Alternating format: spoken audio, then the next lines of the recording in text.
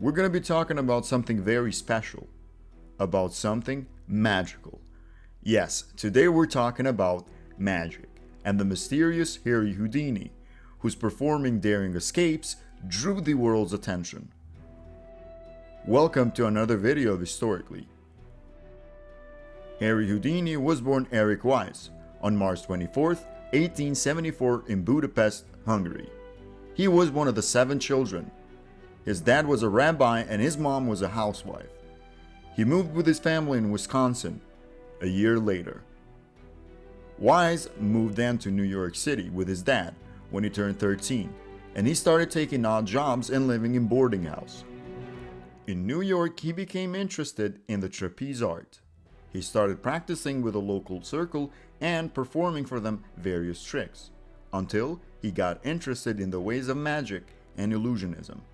In 1894, he decided to launch his career as a professional magician and became the mythological Harry Houdini. His name was composed of a nickname early in his childhood as Harry, and his last name was honoring the great French magician Jean-Eugène Robert-Houdin. Houdini didn't find his success through his music. He found success with his feats of escaping using handcuffs.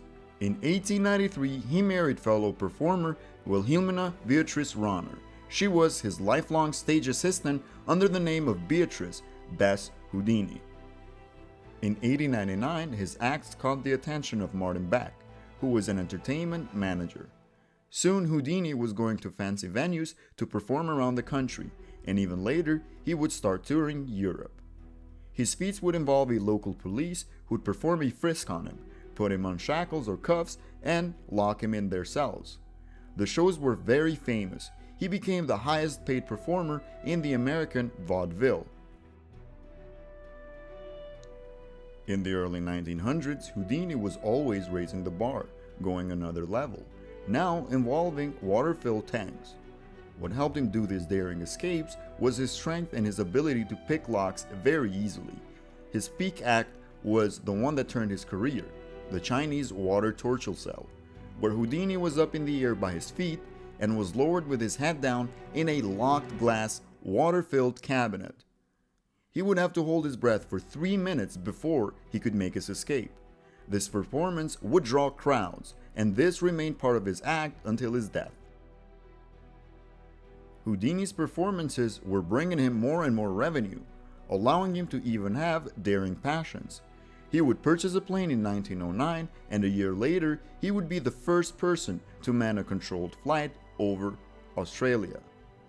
Houdini also launched a movie career, releasing his first film in 1901, which documented his escapes. He later was in more longer films like The Master Mystery, The Grim Game, and Terror Island. In New York, he started a production company, Houdini Pictures Corporation, and owned a film lab called the Film Development Corporation, but neither of them really took off. He became the first person to own Marduk & Co., America's oldest magic company. Houdini would even go on to write books. He wrote a book about Jean-Eugène Robert-Houdin, a book called Miracle Mongers, One, the Methods, and A Magician Among the Spirits in 1924. He was elected president of the Society of American Magicians, where he would campaign against fraudulent psychic mediums. He would debunk renowned medium Mina Crandon, known as Marjorie, and this act would turn him against his old friend Sir Arthur Conan Doyle, who believed in Marjorie's spiritualism and sight.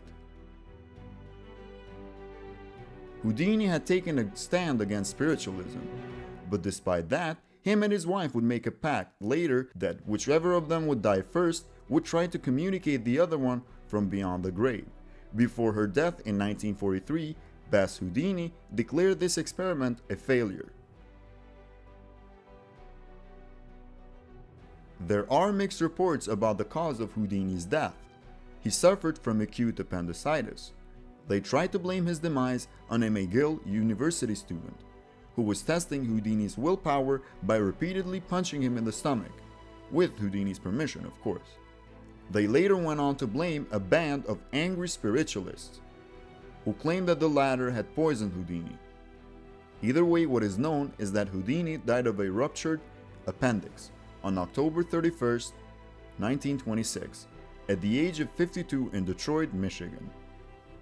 His legend lives on. He's an icon to many people that still believe in sparks of magic, in the waves of uncertainty. And that's all we had for you today at Historically. If you guys like these kinds of videos, please let us know in the comments who you want to see next, and we'll do our best to reply. Have a nice one.